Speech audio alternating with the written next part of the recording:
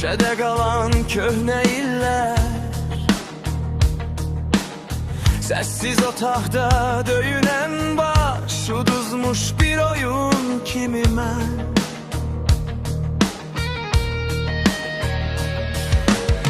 Birdən qapıda titrədi səsin, üzür işıq əllərin isti.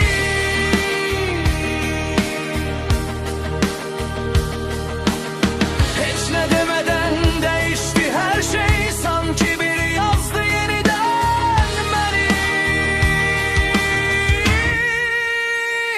Yuxu kimi gəldin, açıldı sabahım, gecəmin içindən doğdun güneş kimi. Yuxu kimi gəldin, qalbimdə qaldın, oyatsalar belə getmə heç yerə. Yuxu kimi gəldin, mənim sənindir.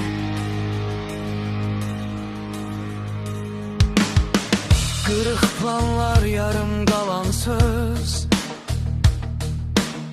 səndən əvvəl hamısı bozdu. İndisə küçəm səhnə kimi, addımında ucalır ruhum.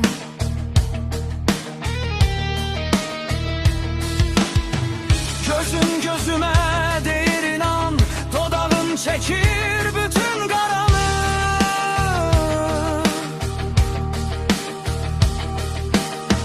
Dünənimə salırsan qıfıl, bugünümə yazırsan adını. Yuxu kimi gəldin, açıldı sabahım, gecəmin içindən doğdun güneş kimi. Yuxu kimi gəldin, qalbimdə qaldın, oyatsalar belə getmə heç yerə. Yuxu kimi gəldin, mənim sənindir. Qopur fırtına, sinəmdə qürur, sən varsansa hər dağ mənə vurur. Yıxılsam belə qalxaram yenə, çünki zirvəm, zirvəm sənsən mənə.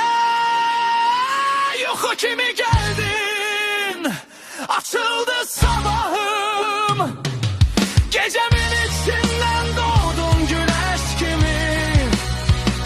Yuxu kimi gəldin, qalbimdə qaldın, oyatsalar belə getmə heç yerə. Yuxu kimi gəldin, dəyişdin hər şeyi, bu həyat hekayəm başlayır indi.